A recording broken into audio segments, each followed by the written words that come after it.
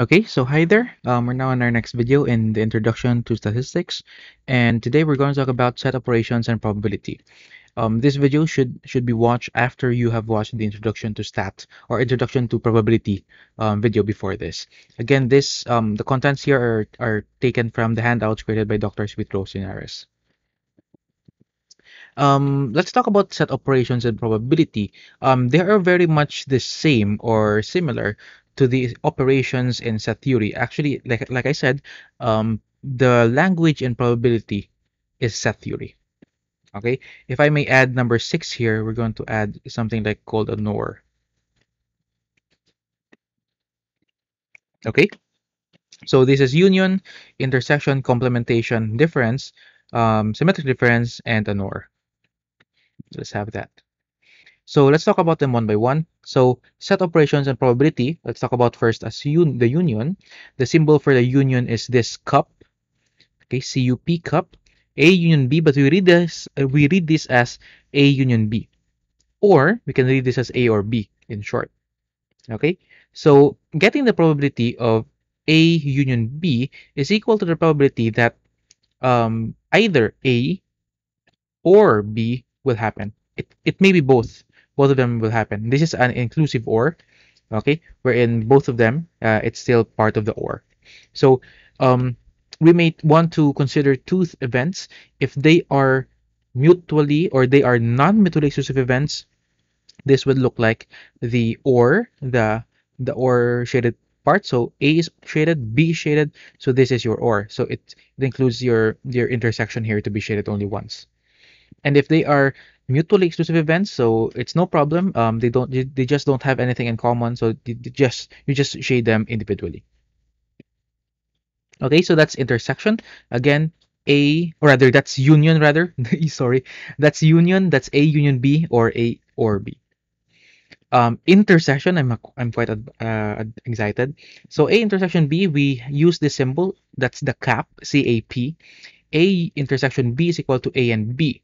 Okay, so getting the probability of A intersection B is equal to the probability that both A and B will happen. Both A and B will happen.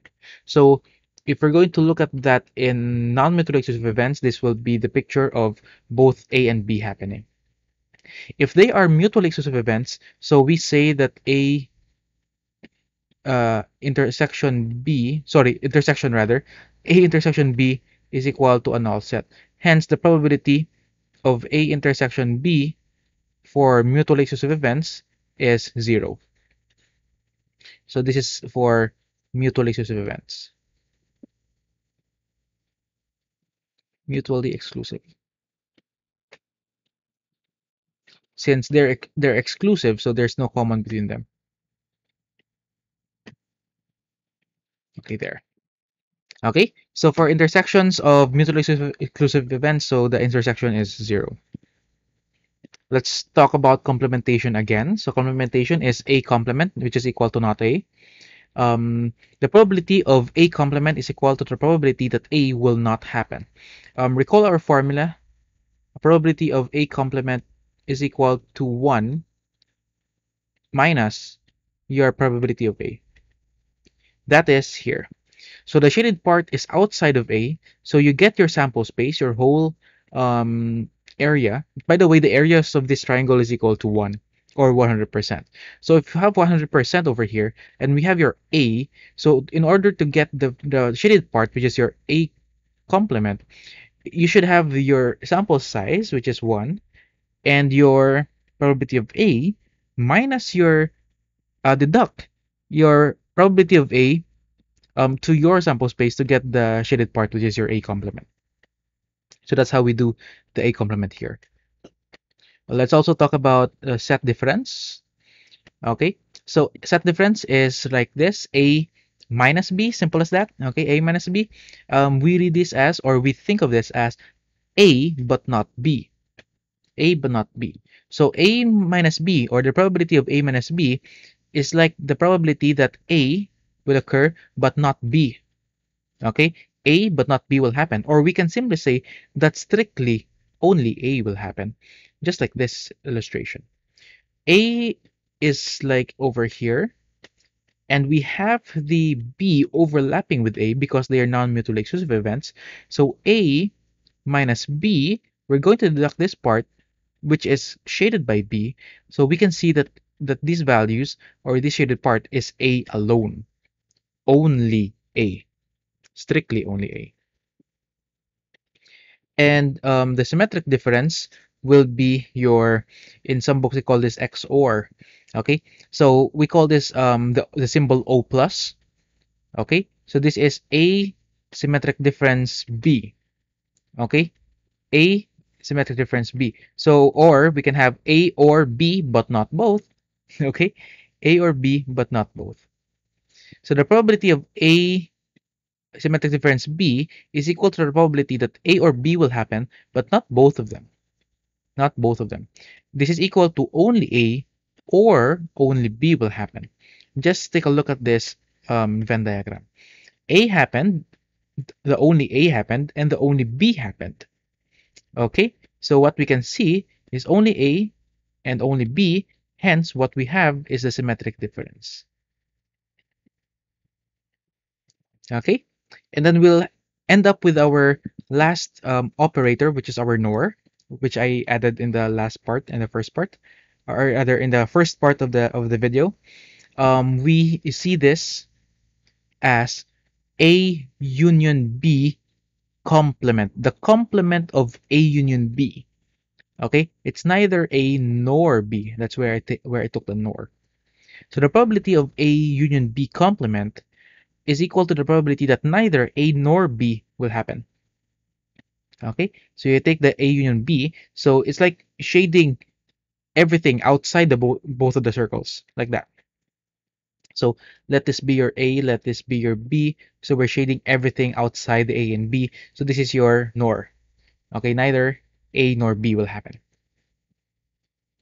Okay, and we also need to take into consideration some addition rules that will be very, very much helpful in our example in a while. So our addition rules will show us that the probability of A union B is equal to the probability of A plus the probability of B if they are mutually exclusive events. So imagine mutually exclusive events to be a circle here and a circle there. So what we're going to do is just shade A and shade B. So this is A here, this is B. So this is your formula for the A union B if they are mutually exclusive. If they are non-mutually exclusive, so we have probability of A plus probability of B minus their intersection. Okay, why do we need to minus their intersection? So imagine we need to have a bigger rectangle. We have a circle here and a circle here. Let this be our A, let this be our B. I'm going to change color. I'm going to shade A, right? So since we need to add A. So I'm going to change it to color green. So I'm going to shade the whole of A. Okay, pretty much that's our A. And then I'm going to shade B with another color. I'm going to use blue there.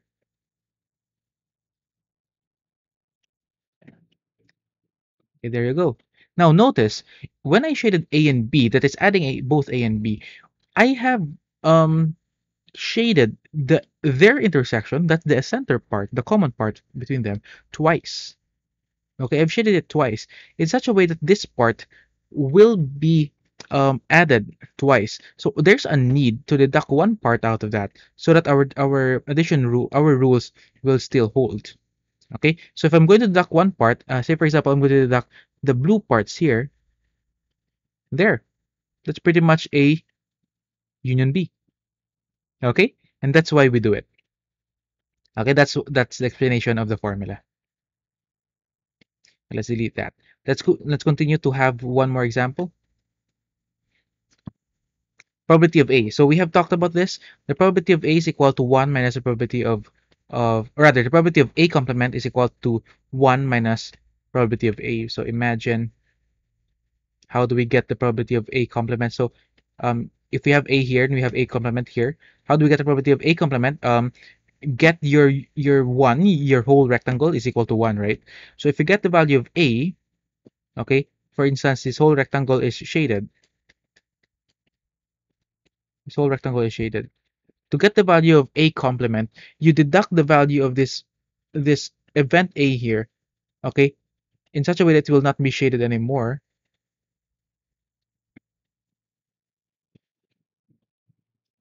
Oops. In such a way that it will not be shaded anymore. And what's left for shading is the probability of A complement, or the A complement alone. So in order to get the probability of A complement, we have 1 minus the probability of A. Okay, next, the probability of A minus B.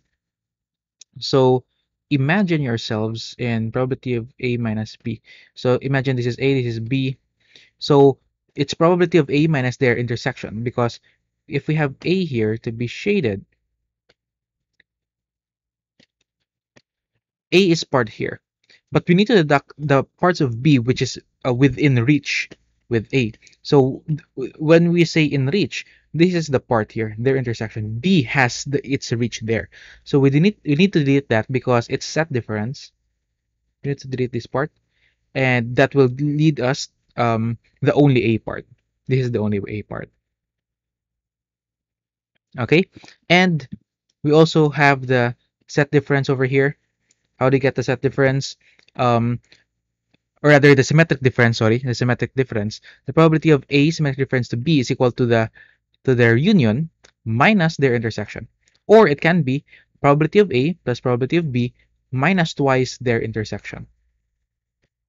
Okay, minus twice their intersection. Actually, why did we have this formula?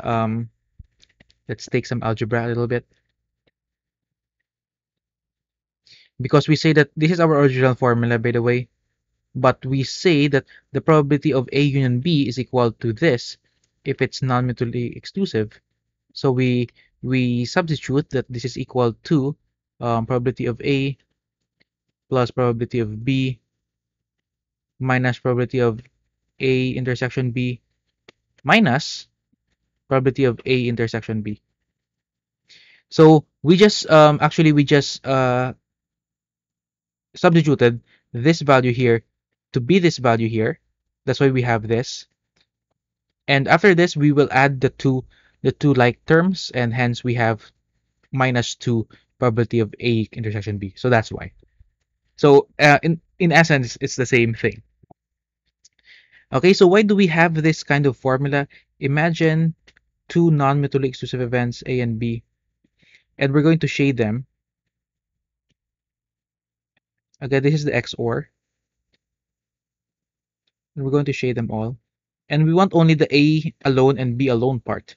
So if we're going to shade everything, we need to get their union minus their intersection in order for us to get the symmetric difference, the A alone and the B alone.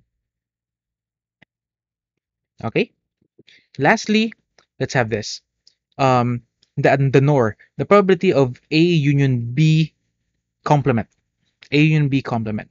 So it's 1 minus the probability of A union B. So it's like the essence of the complement, right? So you just get this and then get its complement, and then we'll have this formula.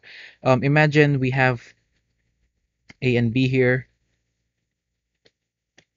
in a rectangle with the sample space.